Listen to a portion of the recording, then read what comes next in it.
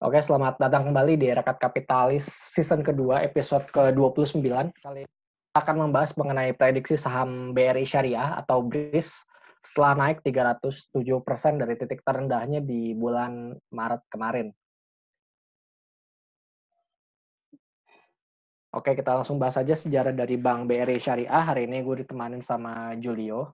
Halo. Jadi Bank BRI Syariah itu bermula dari Bank Jasa Arta yang diakuisisi oleh Bank BRI pada tahun 2007. Kemudian PT Bank Jasa Arta dikonversi menjadi BRI Syariah pada 2008. Padahal konven ya, Iya, kayaknya. konvensional dirubah jadi Jadi Bank Syariah. syariah.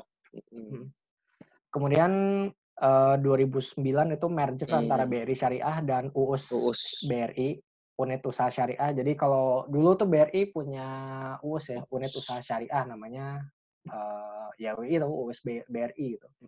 Itu hal yang umum bagi bank yang sebelumnya antara unit syariah dan konvensional belum spin off, ya kan? Zaman dulu ya nggak ada Mandiri Syariah, itu belum ada. Adanya UUS. Iya, UUS. Nah, terus pada 2013 BRI Syariah menjadi bank devisa, 2016 dia nerbitin sukuk, subordinasi modal rubah 1, value-nya kalau nggak salah 1 triliun deh. Kemudian 2018 BRI Syariah IPO. Baru 2 tahun. Kemudian selanjutnya kita bahas mengenai kepemilikan saham di BRI Syariah. 73% masih dimiliki oleh BRI dan 27%-nya dimiliki oleh publik. Dan BRI ini sebenarnya dimiliki oleh DIM ya, Dana Reksa Investment Management atau manajer investasi. Jadi aset manajemen Dana Reksa dia punya saham di BRI 35%. Dan Bahana Arta Ventura, modal Ventura itu 35% di Bank BRI atau 35%. Jadi 35% jadi 70%. Ini pemerintah pakai tangan ini ya, Dana Reksa dan Bahana untuk kepemilikan sahamnya di Bank Rakyat Indonesia. Kemudian BRI ini punya saham di berbagai anak usahanya. BRI Syariah itu 73%, BRI Agro itu 87%, BRI Remittance itu 100%, BRI Life Insurance itu 91%, kemudian BRI Finance 99%, BRI Ventures itu 97,6%, dan Dana Reksa Sekuritas 67%. Jadi dari Dana Reksa Investment Management, BRI baru Dana Reksa Sekuritas. Makanya kalau Dana Reksa itu kalau ngeluarin reportnya Bank BRI, dia nggak pernah ada ratingnya, soalnya masih afiliasi, jadi nggak boleh ada ratingnya buy, sell, atau hold, itu nggak boleh ada kalau masih afiliasi. Kemudian, bentar, apalagi yang bisa gue ceritain ya? Oh ya, BRI Ventures, ini BRI Ventura. Kalau nggak salah dia punya anak usaha ya, pembiayaan Ventura, cuman gue lupa namanya apa sayangnya. Ada dia punya fintech juga sebenarnya. Dari ya ini kayak PI-nya gitu, Bro. PI-nya iya, BRI. Telkom juga punya kayak gini, MV-nya gini, modal Venturanya gini nih. Jadi dia buat mendanai fintech sih secara khusus, bener. Fintech yang skalanya masih kecil sih, yang cuman misalnya minjem 2 juta US dollar gitu, atau 1 juta US dollar butuh funding. Nah ini, soalnya temen gue ada yang, saudara gue ada yang pernah kerja di Telkom punya modal Ventura gini. Oh, oke. Dia jadi buat itu tuh, ya bener, untuk, ya dia, lu bilang tadi punya anak usaha, fintech kan? Iya. Jadi si BRI ini juga udah masuk fintech di sana. Betul. Nah, fintech itu sebenarnya juga untuk menjembatani UMKM dia sih. Jadi kalau misalnya di Bank BRI kesulitan minjem gitu misalnya, dia di Bank BRI-nya mau ngajuin UMKM susah gitu. Nah, itu dia alternatifnya bisa lewat modal venture-nya dia. Sayang gue lupa modal venture-nya apa. Mungkin gue nanti gue coba online itu ya, kredit UMKM online. Iya. Mungkin nanti gue bisa search siapa aja. Nah, untuk posisi BRIS ini sekarang ada di Bank Buku 2 dengan modal inti 4,86 triliun. sebagai informasi aja bank buku itu dibagi jadi 4 ya. Bank buku 1 itu modal intinya dari 0 sampai 1 triliun. Bank buku 2 itu modal intinya 1 triliun sampai 5 triliun. Bank buku 3 itu modal intinya 5 triliun sampai 30 triliun. Dan bank buku 4 itu 30 triliun ke atas. Jadi bank BRI ini, BRI Syariah ini masih kecil banget ya. Jadi nyampe 5 triliun aja belum nyampe untuk modal intinya dia. Kemudian bisnis dari BRI Syariah, ini dia cita-citanya menjadi leading syariah banking in Indonesia. Dia memimpin di segmen retail consumer. Ya iyalah, anak usahanya BRI, masa nggak ini. Pembiayaan perumahan, pembiayaan multiguna dan purwana, pembiayaan umroh dan halal tour dari emas dan consumer financing. Mungkin lu bisa cerita sedikit Wok, untuk yang BRI Syariah yang yang pembiayaan perumahan mungkin. Gue sih nggak pernah ngelihat BRI syariahnya nih kebetulan tapi kalau BRI BRI-nya konvennya konvennya pernah ya. pernah. Itu dia bagus nih, lumayan dia. Ngomongin ininya bro, ngomongin skema nih nggak apa-apa. Nggak usah nyanyi. Nanti Jangan. aja. Terus Gitu. si BRI Syariah ini juga memanfaatkan nasabah komersial BRI-nya. Jadi jadi kalau misalnya si nasabah BRI ada channel, nah ini bisa dimanfaatkan sama si BRI Syariahnya, joint financing misalnya, terus kemitraan dengan BUMN dan anak BUMN untuk akses ke pendanaan. Kemudian dia mengembangkan bisnis retail, SME, small medium enterprise, linkage, mikro, berbasis digital. Nah ini yang berbasis digital tadi gue rasa sih nyangkut sama yang ini ya, modal venture tadi gue rasa. Soalnya dia juga ada syariahnya kalau nggak salah. Kemudian dia mengembangkan value chain nasabah existing, komersial, dan BUMN, serta perusahaan swasta terkemuka. Kemudian peningkatan kualitas aset dan recovery. Ini gue kurang paham kalau yang ini. Nah, kemudian ini kan sebenarnya ada rencana merger ya, Bank Syariah Nasional, Bank BRI Syariah, Bank Mandiri Syariah, Bank BTN Syariah. BTN Syariah ini ingat gue masih UUS-nya BTN kalau nggak salah. Belum spin off. Setahu gue ya belum spin off setahu gue. Kemudian untuk BNI Syariah ini juga ada. Jadi total himbaranya Syariah ini total asetnya bisa mencapai 236,86 triliun. Oh, Himbara itu yang himpunan Bank negara. Oh, empat ya, itu ya. Himbara ya. Cuman ini yang untuk cuman itu syariahnya masih kecil ya sebenarnya, masih 236,86 triliun doang.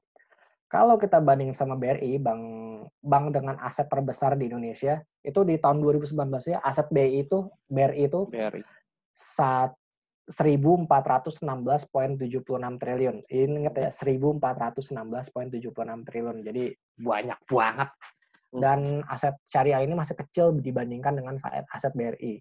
Sebenarnya kalau misalnya suatu saat nanti ada ya mungkin ada ide yang luar biasa itu, misalnya Bank Mandiri sama Bank BNI itu merger, atau Bank Mandiri akuisisi Bank BNI, baru ngalahin. Itu asetnya itu bisa ngalahin BRI mungkin, baru bisa ngalahin BRI. Tapi kalau misalnya masih misal-misal kayak sekarang, itu BRI masih jadi championnya sih untuk aset Tapi BRI. BCA kenapa enggak menurut lu BCA ngalahin BCA kenapa? BRI? Ngalahin aset BRI. Kalau gue rasa bisa. Ya bisa, cuman kan maksud gue kalau kita jangan berbicara untuk konteks lokal sih, maksud gue untuk berbicara di konteks ASEAN gitu, konteksnya kalau untuk ke Asia. Soalnya kan kalau dari segi aset itu tuh kita masih nomor berapa gitu kalau nggak salah untuk kawasan ASEAN ya. Pertama itu kalau salah DBS sama UOB kalau salah. BCA apa? Nah ini maksudnya gimana? BCA kan lokal bro. Iya lokal. Kalau maksud gue dari segi aset, kalau kita bicara perbankan ASEAN, kita aset perbankan di Indonesia itu masih belum begitu hebat sih dibandingin mereka gitu. Bahkan Bank Thailand aja ada yang gede gitu kan, gue lupa namanya apa. Iya, Bank of Thailand aja ngakuisisi Permata kan. Yep. Iya, ngakuisisi Permata kan. Itu kan berarti uang mereka tuh besar sekali gitu. Ada effort untuk ngakuisisi salah satu bank besar di Indonesia loh ya, Bank Permata itu sebenarnya. Tapi BRI juga ada juga. Gue lupa sih, salah satu dari Himbara itu ada yang akuisisi bank di luar negeri juga, bro. Ya, itu betul. Cuman maksud gue, kalau dari segi aset, ya kita masih belum bisa mengalahkan mereka. Kalau kita merger gitu, misalnya bank-bank itu merger, nah itu baru gitu bisa ngangkat ke atas. Lagian sebenarnya kalau dipikir-pikir nih, bank di Indonesia tuh banyak banget. Sampai ratusan coba. Makanya harusnya Iya sebenarnya kebanyakan. Nggak begitu banyak harusnya. Coba deh, di Singapura berapa banknya? Kalau salah 3 atau 4 gitu. Atau 2 atau 3, gue lupa berapa. Di Thailand juga berapa. Bahkan di Jerman pun yang paling ini kan Deutsche Bank doang kan? Di Jerman yang gede iya, tapi bank-bank lainnya banyak Deutsche Bank juga. doang. Seingat gue sih. Jadi di situ maksudnya ya rencananya sih bagus ya kalau merger gitu. Cuman kalau merger kayak gini-gini ya harus dilaksanain dengan benar sih biar hasilnya optimal gitu. Berarti kalau merger ini dong semuanya ke BRI Syariah dong berarti ya. Kan yang udah listing cuma BRI Syariah doang atau gimana? Gua nggak ngerti deh. Tapi Mandiri Syariah belum ya? belum. Tapi kalau dari segi aset BRI Syariah itu masih kalah sama Mandiri Syariah Iya, sama BRI Mandiri Syariah. Syariah gede, Seingat bro. Mandiri Syariah tuh gede. Mungkin Mandiri kali ya. Yang ngeliatnya mungkin Mandiri kali. Yang ngeliat iyalah. Apa sih BSM ya, Bank Syariah Mandiri ya biasanya. Mandiri. Bank Syariah Mandiri. Cuman belum listing kan mereka. Oh. Dari segi laba juga jauh sih. Kalau nggak salah Mandiri Syariah ini udah 500 miliaran labanya. BRI masih 76 miliar. Oke, kita langsung aja ke fundamental BRI Syariah atau BRIS. Nah, kalau untuk rasio kecukupan modal atau capital adequacy ratio, untuk BRI sendiri, ya karya BRI Syariah ini sebenarnya oke ya, masih cukup bagus, masih di atas industrinya gitu. Bank Buku 2. Ini 2018 oke, masih di atas, 2019 oke, masih di atas, dan 2020 nih emang agak mepet-mepet, hampir sama kayak si industrinya Bank Buku 2 gitu. Ya masih oke lah, masih di atas 15% tuh masih bagus. Kemudian beban operasional terhadap pendapatan operasional, ini ada peningkatan juga ya kalau kita lihat di mana 2019 ini meningkat tajam. Berarti operasionalnya lumayan agak meningkat. Kemudian di kuartal pertama 2020 udah mulai bagus lagi. Kita lihat nanti di akhir 2020 kayak gimana. Nah, ini selanjutnya ada financing to deposit ratio atau kalau di konvensional itu namanya loan to deposit ratio, LDR namanya.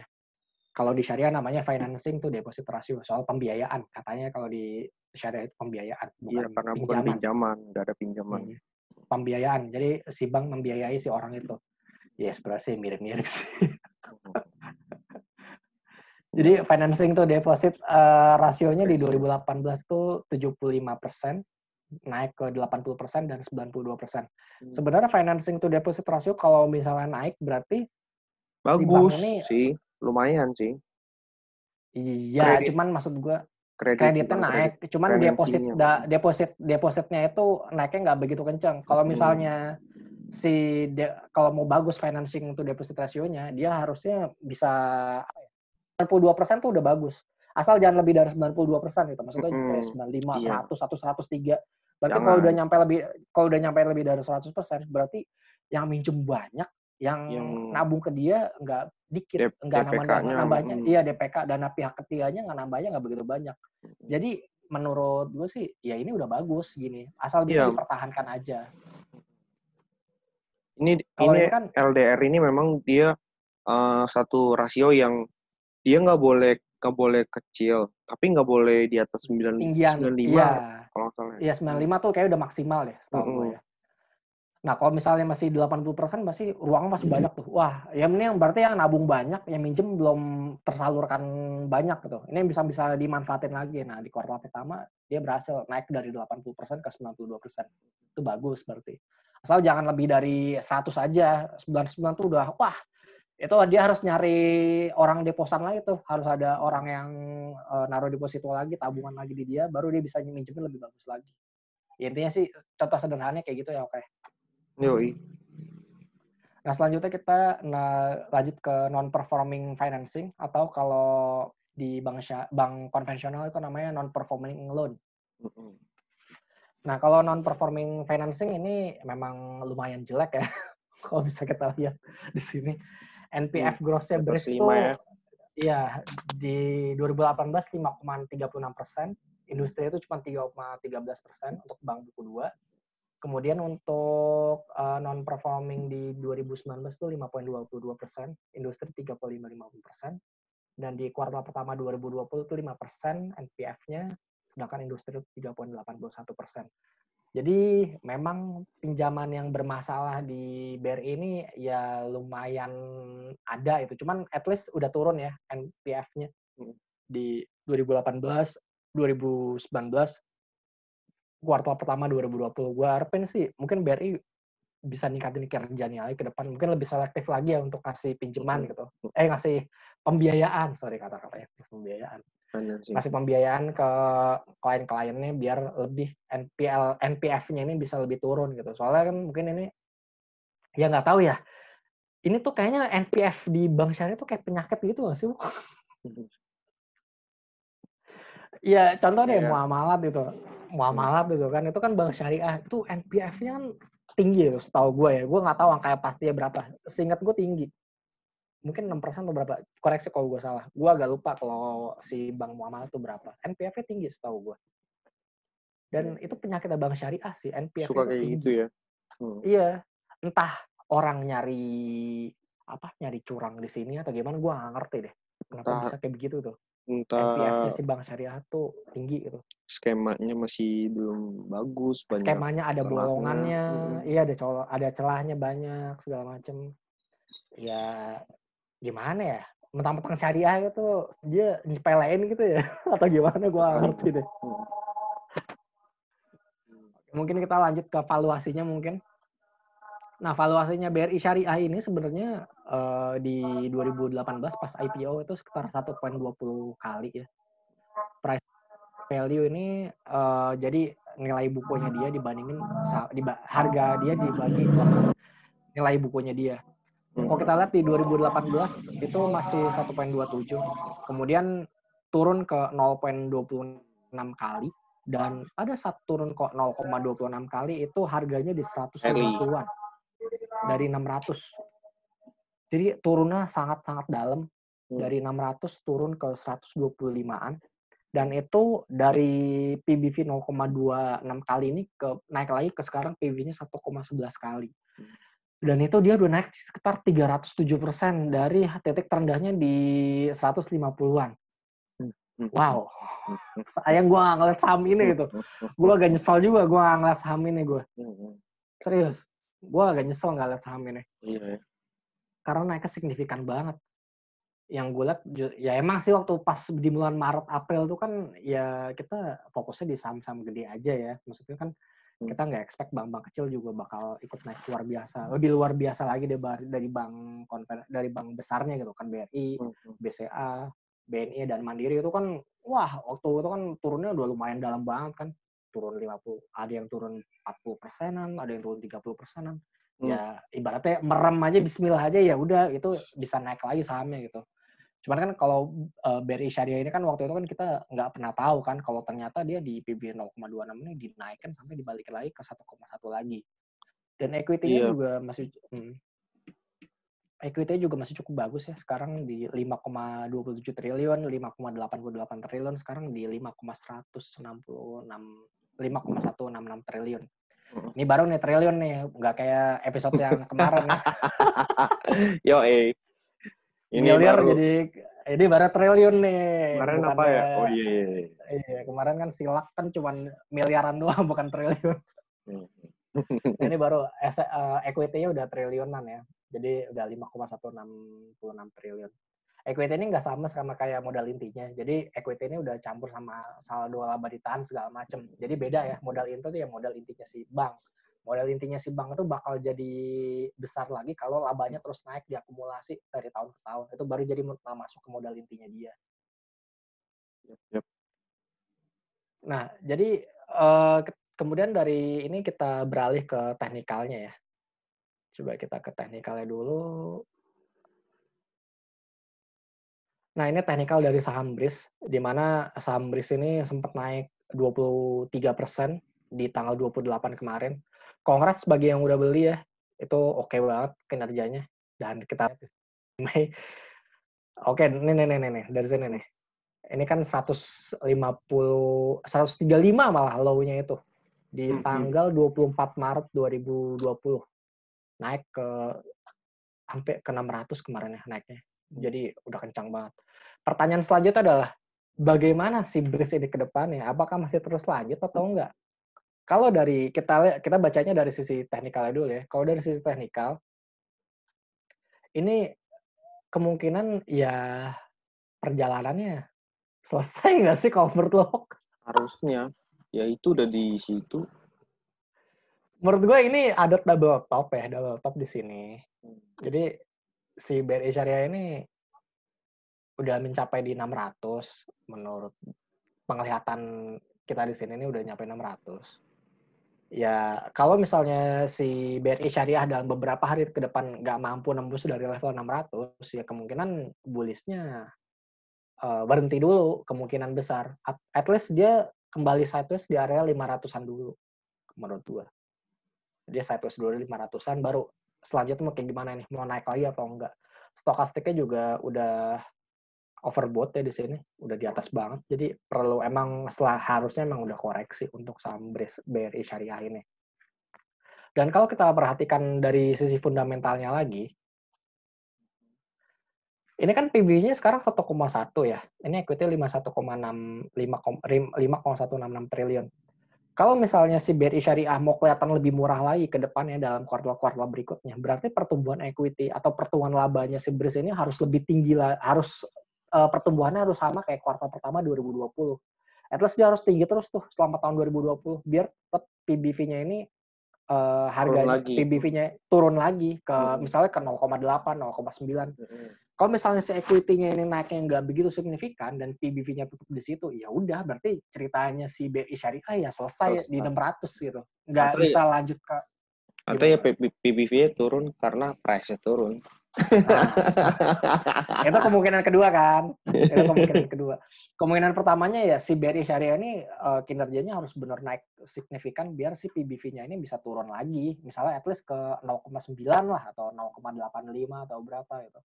Soalnya kalau misalnya si equity-nya ini nggak naik signifikan, ya susah ya ke depan.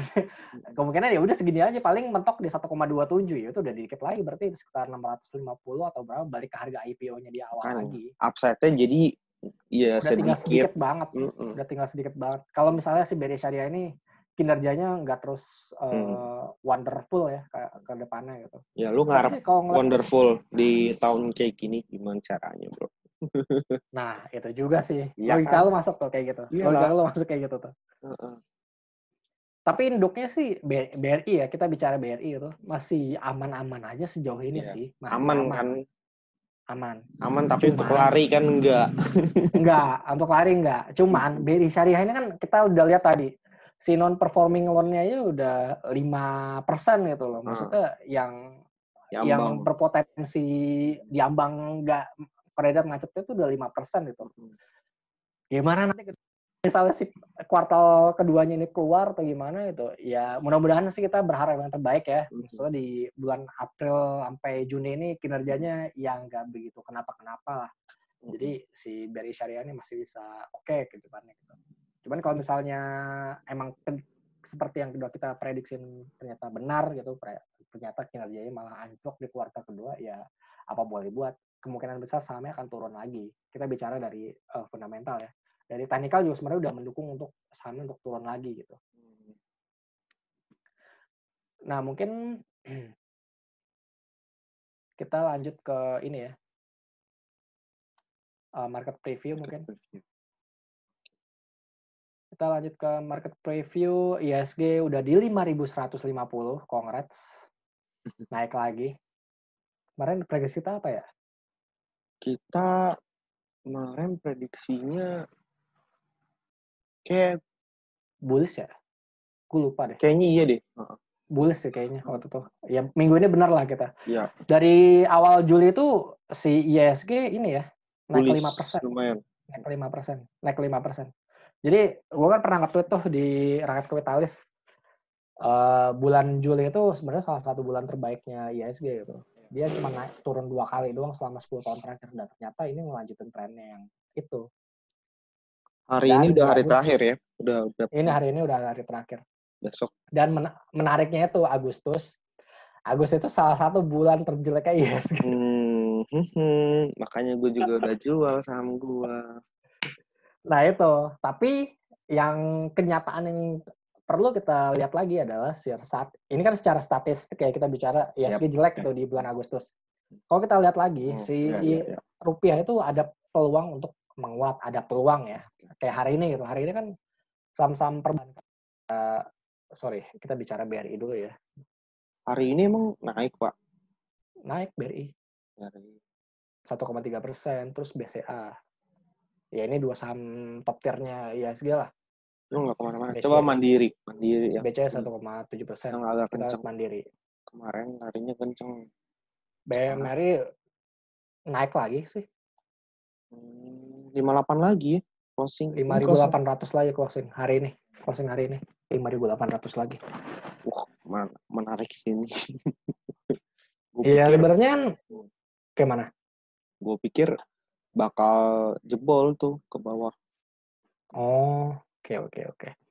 Minggu ini kan sebenarnya dari minggu lalu ya, itu kan saham-saham emas tuh kayak relatif sama emas tuh UNTR, terus si MDKA, ini MDKA nih. Saham yang gue seselin seumur hidup. Kemarin 4.900, kemudian turun lagi. Wajar sih naik berturut-turut ya kan dari apa tuh?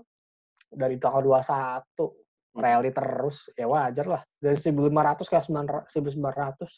Gila sih. Antam kayak gitu nggak, Pak? Antam juga sama, Antam Tins sama. No kan? Rally juga dia, Antam. Ini lebih stabil gitu ya. Iya. Tins juga sama, naik juga kemarin. Cuma hari ini koreksi. Ya kompak sih koreksi ya. Kalau kita lihat si UNTR ini koreksi juga. Sebenarnya UNTR itu dia enaknya sekarang dia udah diversifikasi sih, nggak tergantung sama batu bara lagi. Enaknya di situ ya. Enaknya di situ ya UNTR ya. Udah agak jadi ini disclose aja, gue punya saham UNTR, jadi bisa subjektif banget penilaian. Nggak objektif. Ini ya udah nggak apa-apa ya, tapi gue cerita aja gitu ya. Maksudnya ya kenapa gue pilih saham ini tuh ya, salah satunya ya itu. Cuman kan kalau kita lihat di sini ya ini lagi di resistennya. Kemungkinan ya koreksi dulu sih UNTR untuk sementara. Ini kan resistennya di sini nih. Ada resisten. Kemungkinan sih UNTR koreksi dulu menurut gue pribadi. Kita lihat saham-saham konstruksi ya, PTPP, Waskita turun. Soalnya kenapa? Lo tau nggak kenapa Waskita turun? Nggak. WSBP nggak bisa bayar ininya, obligasinya, coy. Aduh. WSBP disuspend ya. Intinya itu. WSBP disuspend. WSBP loh, disuspend. Karena dia telat bayar bunga kupon obligasinya. Gue sampai sekarang masih agak-agak gimana gitu, maksud gue. Gila ya. Waskita itu obligasinya banyak loh. Iya. Gue sempat punya juga obligasi, perusahaan gue ya sempat punya obligasinya juga. Kemarin sempat kejual sih. Cuman ya, wow, maksud gue sampai dia gagal bayar utang tuh gimana ceritanya gitu. Coba kita lihat Adi. Adi juga sama turun. Ini Wika juga turun. Sebenarnya sih mereka yang seingat gue yang paling saat kinerja konstruksi seingat gue PTPP seingat gue yang paling sehat itu. Yang paling parah ya Waskita. Soalnya Waskita waktu itu dipaksa bikin tol segala macam ya kan. Segala macam. Iya. Jadi dia benar-benar membengkak. Utangnya gede banget. Ya, itulah kenyataannya. Jadi WSBP disuspend. Disuspend hari ini. Mudah-mudahan nggak lama ya. Keluar juga dari LQ45 atau dari IDX 30 ya ini PTPP? Gue lupa deh. Kalau PTPP keluar di IDX 30 berapa? Gue lupa. Nah, kita lanjut lihat ke saham KFINAV ya. Ini yang sempat naik 100% kita lihat. Ya, dia nutup GP sih untuk KINAV ya. Untuk KF masih di sini aja. Udah nutup gap juga sih.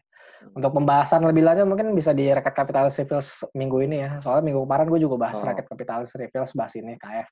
Bahas ini. Prediksi, iya bahas ini prediksinya nggak tahu bener. Jebol. Gue nggak exact bener sih. Nutup Iya ini, gue bilang kan. Nutup gap. Gue bilang kan, kemungkinan ini bakal nutup gap. Gue bilang gitu. Kemungkinan si KF Inaf ini 2 atau 3 hari dia bakal auto reject terus, kemudian di hari keberapanya dia bisa rebound.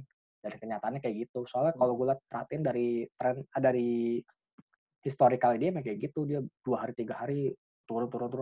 Kalau turun signifikan ya, dia pasti langsung rebound. Mungkin reboundnya bisa 1-2 hari. Ya bagi yang belum punya sih bisa dijual. Bagi yang udah punya bisa, yang punya dari bawah ya bisa dijual terlebih. Kalau yang udah punya di atas, ya kebijakan kalian masing-masing lah. Kalian mau cut loss apa segala macam. Mau masih bisa keluar ya nggak? Iya benar banget. Mau masih bisa keluar, cari saham yang normalan dikit lah. Ada saham Bank Mandiri, ada saham Bank BRI gitu. Itu ya at least kita masih apa ya, kinerjanya memang mereka itu memang saham-saham blue chips yang udah ngasilin keuntungan secara dari tahun ke tahun tuh konsisten gitu. Maksudnya bukan saham sembarangan juga gitu. Dan BRI itu saham kedua terbesar secara market cap di ISG kan. ICBP juga kita lihat ICBP. ICBP juga sekarang 9.200. Ya oke lah, maksudnya ini ada peluang nih ICBP nih. Kalau misalnya dia ini stokastik, kemudian kita lihat nih ya at least ke berapa sih ini resistannya? Ke 9.400 lah dari 9.200. Jadi ya kalau untuk bagi yang terjun pertama kali ke bursa gitu ya, baru pertama kali investasi saham, jangan coba-coba saham-saham modelan begini dah. Ini bener kalau lu nggak ngerti polanya kayak gimana, yang ada lu kejebak di sini. Iya benar. Iya kan? Kalau yang udah tahunan di pasar sih, ya oke lah, mungkin dia bisa ngerti gitu. Oh ini saham segini. Yang tahunan di market aja bisa kejebak ya nggak sih? Iya benar. Apalagi. Iya. Ya apalagi kalau kita saran sih ya, misalnya di INAF KF ini euforia orang pada suggest misalnya di market, woi beli, harganya pas di misalnya INAF ini harganya di 2.800 dan misalnya gitu kan, pada suggest beli, jangan ikut-ikutan sih kalau menurut gua gitu. Ya enggak. Kalau misalnya lagi di puncak gini ya, apalagi kayak gini lah, apa namanya, grafiknya gitu. Karena gue rasa sih kemungkinan ya mungkin banyak beredar gitu kan, ya beli harganya mau naik lagi karena ini kan story-nya ini ya, vaksin corona ya, vaksin COVID ya. Ya coba lagi ditelaah, terus lihat lagi apa potensi upside-nya, return-nya gitu, potensi return-nya sama potensi untuk turunnya kira-kira gedean mana ya gitu loh. Jadi kalau misalnya lebih aman dikit lah gitu. Kenapa bro? Kalau misalnya lu nafsu banget nih, lu tapi lu jangan beli di sekarang. Misalnya lu nafsu banget nih, ini kan ada kayak semacam ini kan naik nih hari tanggal 20. Jujur ini tanggal 20 gue beli ya, si KF kalau nggak salah. Gokil. Gue KF beli nih, gue KF beli tanggal 20. Itu hari pertama kan auto reject kan. Gue expect hari kedua itu dia mulai turun gitu. Soalnya kan ini kan biasanya 3 hari 2 hari doang kan biasanya. Pas dia udah naik 20% di hari kedua, tuh gue mulai jual terus bagian. Pas sudah naik berapa persen, gue jual lagi, gue habisin jadi barangnya. Gue nggak expect dia di hari ketiga bakal naik lagi. Nggak taunya di hari keempat, di hari kelima dia naikin lagi. Ya udahlah mau gimana gitu. Gue udah lepas. Iya itu udah, kalau itu gue sih itu rezeki gue udah. Iya udah rezeki lo. Maksudnya lu jangan dikejar lagi gitu kalau udah naik sampai 40. Maksud gue lu saham tuh naik dalam 40% dalam 2 hari doang. Ya udah let it go, maksud gue cari saham yang lain gitu. Copot aja jangan Kak dari ini lo dari apa namanya nih, dari keyboard lu KAEF copot aja gitu kalau bisa pencetannya gitu. Biar lu nggak bisa pencet. Jangan lu kejar lagi gitu maksudnya. Terus lu udah profit nih, terus lu kejar lagi, jangan begitu maksudnya. Udah selesai gitu, maksudnya lu cari saham yang lain. Kalau misalnya ya kalau pemula sih mungkin masih gini ya, wah gila masih naik lagi, gue beli lagi ya, maksudnya kayak gitu. Dan kalau udah sering di market sih, ya udahlah mau gimana lagi sih. Nanti jatuhnya jadi gambling gitu loh. Nah, itu jadi gambling. Kalau misalnya ini kan masih make sense nih. Oh, ini Hmm. lepas resisten nih. Wah, gue beli di sini deh. Ya udah oke. Terus Yo. besok kan masih naik. Tapi kayaknya agak ragu deh, ini kayak mau koreksi. Ya udah jual aja. Kalau menurut kata hati lo udah, ya udah jual aja, jual aja. Nggak usah ditahan-tahan maksudnya. Meskipun nanti ke depannya bakal naik lagi. Ya udah rezeki lo masih gitu berarti Yap. nggak kemana-mana lagi. Jadi investasi saham ya belajar ikhlas lah ya intinya itu aja. Ikhlas saham lu naik, ikhlas saat saham lu turun, gitu aja. Yap. Jadi mungkin itu aja dulu dari Rakyat Kapitalis episode ke-29. Gua Julio pamit undur diri dulu. Jangan lupa untuk subscribe YouTube channel Rakyat Kapitalis. Kalau ada pertanyaan bisa kirim ke Twitter kita juga. Atau kalau misalnya ada pertanyaan lain juga bisa kirim ke email kita di rakyatkapitalis@gmail.com. Jangan lupa untuk dengerin podcast kita. Ada versi podcast juga untuk Rakyat Kapitalis ini di Spotify dan Kurio namanya Rakyat Kapitalis juga. Gue Farhan dan Julio pamit undur diri. Kita akan berjumpa kembali di episode berikutnya. Bye-bye. Bye.